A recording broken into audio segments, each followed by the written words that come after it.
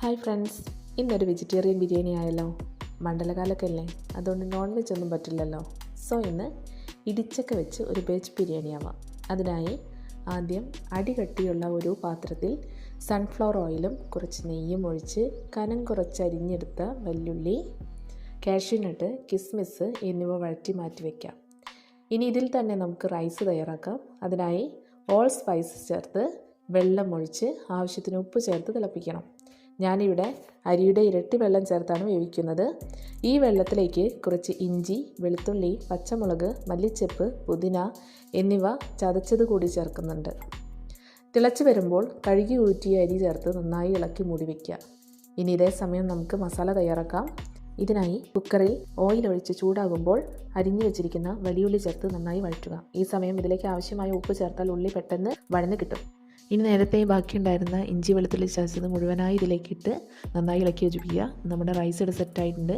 ഇനി ഇതിലേക്ക് 3 വലിയ തക്കാളി അരിഞ്ഞതും കുറച്ച് കറിവേപ്പിലയും ചേർത്ത് നന്നായി ഇളക്കി യോജിപ്പിക്കുക. ഇനി പൊടികളായി മുളക് പൊടി, മഞ്ഞൾപ്പൊടി, മല്ലിപ്പൊടി, ഗരം മസാല, ബിരിയാണി മസാല, കുരുമുളക് പൊടി എന്നിവ ചേർത്ത് നന്നായി ഇളക്കി യോജിപ്പിക്കുക. ഇതിലേക്ക് ചീഫ് ഗസ്റ്റിന് ഇറക്കാനുള്ള സമയമായി.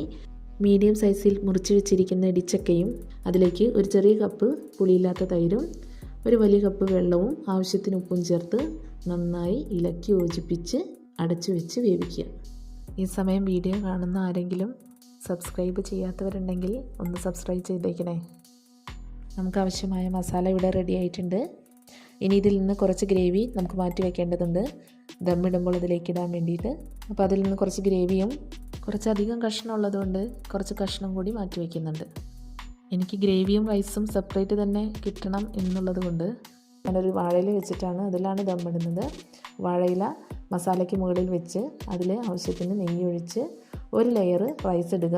ഇനി ഇതിന് മുകളിലായി വറുത്ത് കോരി വെച്ചിരിക്കുന്ന കാഷ്യൂനട്ട്, കിസ്മിസ്, സവോള, കുറച്ച് മല്ലിച്ചപ്പ്, പുതിന, ബിരിയാണി മസാല, നെയ്യ്, കുറച്ച് ഗ്രേവി എന്നിവ ചേർത്ത് ലെയറുകളായി മുഴുവൻ റൈസും ചേർക്കുക. അതിനുശേഷം കുക്കർ മൂടി വെച്ച് ചെറുതീയിൽ കുറച്ച് സമയം ദമ്മിലിട്ടാൽ നമ്മുടെ സ്പെഷ്യൽ വെജിറ്റബിൾ ഇടിച്ചക്ക ബിരിയാണി സെറ്റായി കിട്ടും.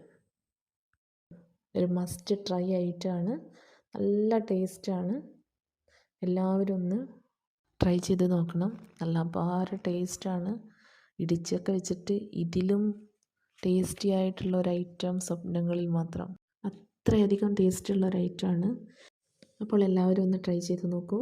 അടുത്ത വീഡിയോ ആയിട്ട് കാണാം. Until then bye.